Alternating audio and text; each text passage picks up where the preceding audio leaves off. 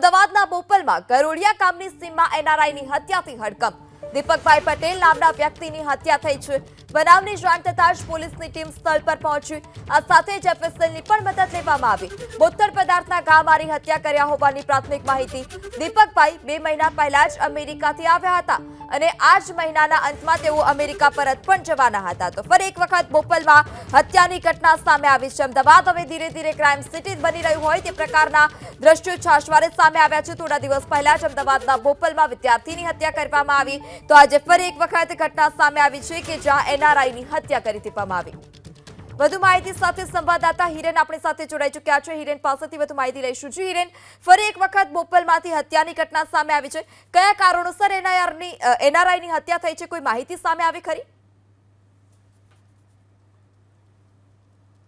Police અત્યારે તપાસમાં લાગી છે અને જે મૃતદેહ છે એ મૃતદેહને પોસ્ટમોર્ટમ માટે ખસેડવાની પ્રક્રિયા પણ હજી શરૂ છે. મૃતદેહ પણ અહીંયા છે એટલે પ્રાથમિક કારણ હજી સુધી ન તો પોલીસને મળી શક્યું છે, ન તો અહીંયા હું આવ્યો પછી જે લોકો હતા તેમની સાથે વાત કરી તો જાણવા મળ્યું છે. પરંતુ અત્યંત ગંભીર બાબત એ છે કે બોપલની અંદર થોડા સમયમાં 2 હત્યા થઈ છે, જેમાંથી એક હત્યા જયપુરના યુવાનની થઈ જે અહીંયા અભ્યાસ કરવા માટે આવ્યો હતો અને બીજી જે આ હત્યા થઈ છે દીપકભાઈ પટેલ નામના અંદાજિત 60 વર્ષના આધેડની આ હત્યા થઈ છે, જે પોતે એનઆરઆઈ છે અને અમેરિકામાં વસવાટ કરતા હતા. ગ્રીન કાર્ડ હોલ્ડર પણ છે, તે પ્રકારેની પણ પ્રાથમિક માહિતી મળી રહી છે અને 2 મહિના પહેલા તેઓ અહીંયા આવ્યા હતા અને આ મહિનાના અંતમાં જ તેઓ પરત અમેરિકા ફરવાના હતા. જો કે ગઈકાલે રાત્રે આ હત્યા અહીંયા અવાવરૂ જગ્યાએ થઈ હોવાનું જાણવા મળી રહ્યું છે. જે પ્રમાણેના દ્રશ્યો ઘટના સ્થળેથી સામે આવ્યા છે અને પોલીસે જે અત્યાર સુધીની તપાસ કરી છે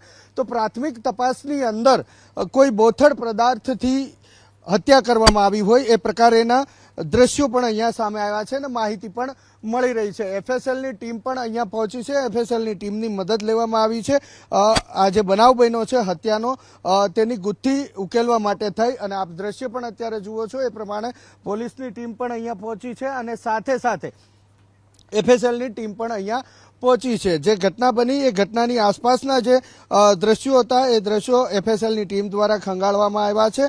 પોસ્ટમોર્ટમ માટે થોડી વારની અંદર મૃતદેહને મોકલવામાં આવશે અને જ્યાં સુધી માહિતી મળી રહી છે ત્યાં સુધી સાણંદ ખાતે પોસ્ટમોર્ટમ માટે મોકલવામાં આવશે. તો આ રીતના દીપકભાઈ જે પ્રાથમિક માહિતી મળી રહી છે એ પ્રમાણે બોપલમાં જ રહેતા હતા.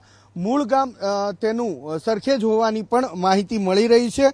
બોપલમાં રહેતા હતા અને 2 મહિના અગાઉ તેઓ અમેરિકાથી આવ્યા હતા. જે પ્રાથમિક માહિતી મળી છે એ પ્રમાણે અમેરિકામાં વસવાટ કરે છે, ગ્રીન કાર્ડ હોલ્ડર છે અને અત્યારે ગઈકાલે રાત્રે તેમની અહીંયા આ જગ્યાએ હત્યા કરવામાં આવી. આ જગ્યાની જો વાત કરીએ તો મણિપુર રોડથી અંદર બોપલ તરફ જતો આ રોડ છે અને એ રોડમાં અવાવરૂ જગ્યાએ બિલકુલ જે આ ક્રાઇમ સીન છે એ ક્રાઇમ સીન આપને દર્શાવી રહ્યા છે જયરામ, મારા સહયોગી છે. આપ દ્રશ્યની અંદર જુઓ છો રોડ ઉપર જે હત્યા કરવામાં આવી હોય એ પ્રકારેના પુરાવાઓ અહીંયા પડ્યા છે, પથ્થર પડ્યા છે અને એ પથ્થરથી કદાચ હત્યા કરવામાં આવી હોય તેવું અનુમાન છે. અને જે ઘટના સ્થળ છે એટલે કે જ્યાં આ પથ્થર પડ્યો છે ત્યાંથી લગભગ 28 ફૂટ જેટલા અંદર વાડી વિસ્તારની અંદર તેમનો મૃતદેહ મળી આવ્યો છે. તો આ રીતના પુરાવાઓ અત્યારે એફએસએલની ટીમ એકત્રિત કરી રહી છે જેથી કરી અને હત્યારાઓ સુધી પહોંચી શકાય, ઝડપથી પહોંચી શકાય એ માટેની કાર્યવાહી પોલીસ દ્વારા